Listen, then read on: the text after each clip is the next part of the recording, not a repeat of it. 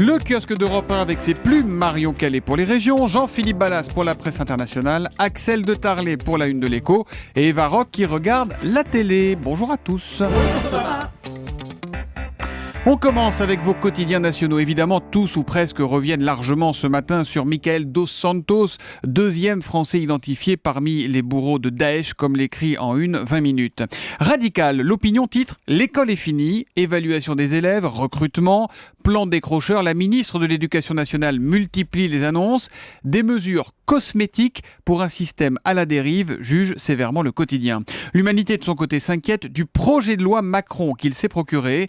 Ce texte qui déréglemente à tout va, c'est une bombe qui s'abat sur les droits des salariés, s'indigne l'UMA, qui titre « Le droit du travail taille patron ». Aujourd'hui en France, nous dit qu'à l'UMP, on redoute le grand bug, et ce à 10 jours de l'élection du président. Évidemment, les souvenirs du désastre de 2012 qui a débouché sur la guerre Copé-Fillon est visiblement encore dans tous les esprits. Et puis autre inquiétude électorale dans Libération, elle concerne les départementales, comme on les appelle maintenant, c'est l'ancien nom des cantonales, le nouveau nom plutôt des cantonales, départementales qui s'annoncent cataclysmiques pour la majorité, et ça donne, en page 10 de Libé, le PS file un mauvais canton. À la une des régions, Marion Calais, quelles sont les unes les plus marquantes ce matin dans la presse régionale ? Eh bien, la déception à la une de l'Alsace, c'était peine perdue. Gouvernement et commission des lois de l'Assemblée nationale ne veulent pas revenir sur la fusion avec Champagne-Ardenne et Lorraine. Effectivement, la carte à 13 régions a été adoptée cette nuit par les députés. Dans la catégorie des unes qui inquiètent, le risque majeur d'inondation dans le journal de Saône-et-Loire. Une commune sur 2 du département est concernée par cette menace. Et puis migrants et Ebola, faut-il avoir peur à Calais ? En tout cas, assure Nord Littoral, c'est un sujet tabou sur lequel personne n'ose vraiment s'exprimer. L'histoire qui vous a le plus interloqué ce matin, on la trouve dans le Télégramme qui nous inquiète un peu et qui inquiète les marins ce matin. Oui, avec ce titre, munitions en mer, des bombes à retardement, car pendant des décennies, écrit le quotidien breton, armées françaises et britanniques se sont débarrassés de milliers de tonnes d'explosifs déclassés en les jetant à l'eau. Il y a là des munitions conventionnelles et chimiques, gaz moutarde notamment, et pas plus loin d'ailleurs qu'entre Saint-Malo et les côtes anglaises.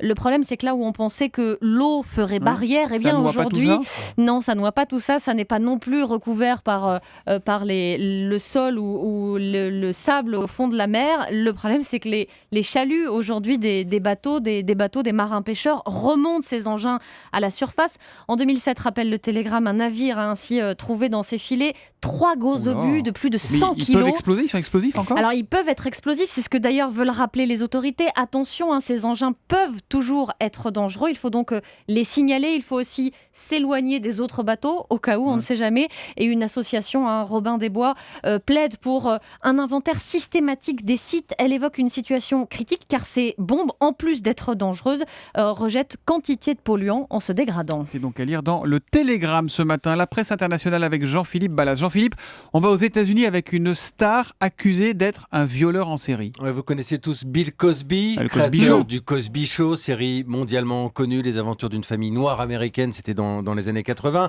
Bill Cosby tenait le rôle d'un père de famille drôle, sympathique, débonnaire. Mais cette image a totalement disparu du petit écran ces dernières heures aux États-Unis. Aujourd'hui, Bill Cosby a 77 ans et le voici donc accusé de viol, d'agression sexuelle par plus d'une dizaine de femmes qui témoignent dans tous les médias. L'une d'entre elles a écrit une tribune dans le Washington Post, une autre répond à CNN. Elles ont toutes croisé Bill Cosby au cours de sa très longue carrière. Elles racontent toutes un peu la même histoire, qu'elles étaient trop jeunes à l'époque et qu'elles n'avaient pas osé porter plainte. Et ce n'est pas la première fois d'ailleurs que Bill Cosby doit faire face à de telles accusations. Une femme l'avait déjà attaqué en 2005. Mais les deux parties avaient trouvé un accord financier juste avant, souvent là-bas pour éviter le procès. Mais c'est incroyable. Il dit quoi alors pour sa défense, lui Il dit rien. Il y a eu un moment terrible il y a quelques jours sur NPR, la chaîne, la radio publique américaine. Bill Cosby est interviewé sur tout à fait autre chose. À la fin de l'entretien, le journaliste lui pose une question sur ses accusations. Et c'est un long silence qui suit. Bill Cosby ne dit rien. Ses avocats, eux, parlent de vieilles accusations sans fondement. Le scandale, malgré tout, est tel aux États-Unis que plus personne ne veut travailler avec Bill Cosby. Netflix, vous savez, le grand service de vidéo en ligne, bien Netflix avait prévu une émission spéciale avec la star. C'est suspendu. Et NBC, la grande chaîne américaine, avait prévu une série aussi avec Bill Cosby. C'est annulé. On voit mal aujourd'hui comment Bill Cosby pourrait rester sans rien dire. Voilà pour Bill Cosby, ex-star déchu du Cosby Show. L'après, c'est quoi, Axel de Tarlet? On revient ce matin sur la privatisation de l'aéroport de Toulouse. Ça nous concerne tous, en quelque sorte. Oui, Toulouse, l'aéroport. Ah bah dis donc. Mais non, Axel parce qu'il Nougaro. il va bientôt chanter chinois, puisque vous savez que l'État vend l'aéroport de Toulouse. Et l'État vend l'aéroport de Toulouse et ce sont les Chinois qui vont le racheter et ça déplaît à pas mal de gens à Toulouse. Donc du coup, dans un élan patriotique, vous avez ces sites de crowdfunding. Voilà, alors, je sais qu'Eva Rock me dit c'est difficile à prononcer. Voilà, on va le dire à la française, de financement participatif. Ouais. A lancé une opération rachetons l'aéroport de Toulouse pour qu'il reste dans des mains français, donc les citoyens, etc. Tout le monde est appelé à racheter cet aéroport de Toulouse via ce crowdfunding. Voilà. Mais ça marche comment le Le participatif, crowdfunding, là le financement par les foules, si on traduit en français. Bah, ça marche, vous avez une idée, vous n'avez pas d'argent, vous décrivez votre idée, votre projet sur Internet. Alors ça peut être n'importe quoi, ça peut être racheter l'aéroport de Toulouse, ça peut être, je sais pas moi, ouvrir un hôtel au sommet de l'Himalaya, ouvrir une crêperie.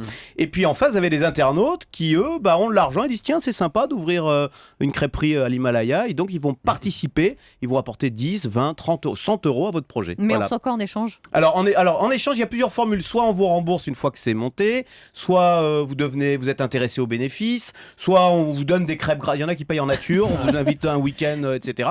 Donc là, Et là, on a des billets d'avion? alors non, là, il a lancé hier son opération. Il a déjà récolté 4,5 millions d'euros pour acheter l'aéroport de Déjà Toulouse. Il en faut combien? Alors lui, ce qu'il veut, c'est gagner pouvoir acheter 10% de l'aéroport de Toulouse. D'accord. Ce qui veut dire qu'il lui faut 10 à 15 millions. Donc vous voyez, 4 c'est pas mal. 4 Voilà. millions et demi en 24 heures. oui, c'est ça. Donc il est pas loin de réussir son projet. C'est Alors, Julie qui a mis un petit billet, c'est pour ça. Mais alors, ce qui est très J'osais pas intéressant, le non mais dire. juste un mot, ce qui est très intéressant, c'est que en fait, qu'est-ce qui va se passer? Il va devenir actionnaire de l'aéroport de Toulouse. Si vous faites ça par la bourse, vous êtes un vilain spéculateur si vous rachetez l'aéroport de Toulouse. Alors que si vous faites ça par le crowdfunding, par le financement C'est participatif, plus cool. c'est un engagement citoyen, voilà, etc. Est-ce que c'est Et- plus pérenne? C'est-à-dire quand on investit en crowdfunding et on peut pas sortir du jour au lendemain comme à la bourse peut-être? C'est peut-être ça la Alors différence. c'est vrai, il va y avoir un véhicule, etc., qui va devenir propriétaire de 10% de l'aéroport de Toulouse. Voilà, mais c'est nouveau, c'est à la mode, c'est tendance, c'est in, c'est Internet, C'est etc. un peu Alors ce que la qu'avait fait, bourse, c'est ringard. C'est un peu ce qu'avait fait My Major Company avec les disques, Oui, non, le voilà, fils Goldman, c'est ça, hein, c'est c'est ça, ça. pour c'est sorti notamment l'album de Grégoire, si je me Exactement, souviens c'est ça. bien.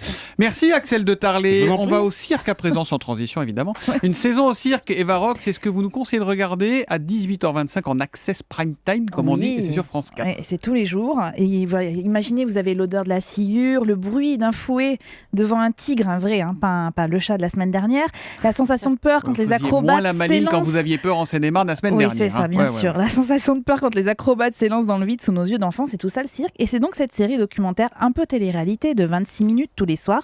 Vous allez découvrir le spectacle, les coulisses sous le chapiteau, mais aussi les coulisses dans les caravanes. Avec à la tête de ce petit monde, Gilbert Grus, qui est patron et papa. Et dans l'extrait qu'on va entendre, il découvre le prochain numéro qui est conçu par son fils Kevin.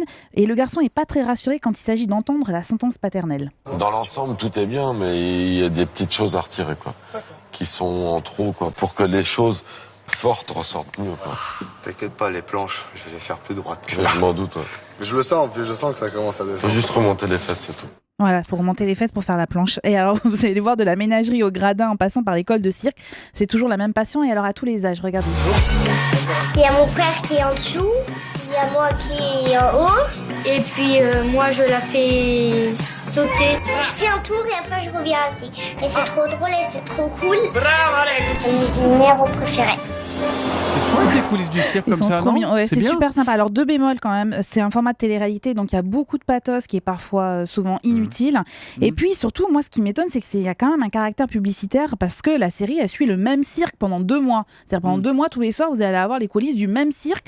Je vais pas le citer, je vous ai déjà dit Bah, le nom si- du si patron. monsieur s'appelle Grus, Voilà, c'est a pas de priori, bourguignon, hein. on t'imagine bien. Voilà. Donc, je me demande comment ça peut passer encore comme ça. Bon, ça s'appelle Une saison au cirque, c'est sur France 4 et C'est tous c'est les à soirs. 18h25 tous les soirs. Merci Eva Rock, rideau sur le kiosque.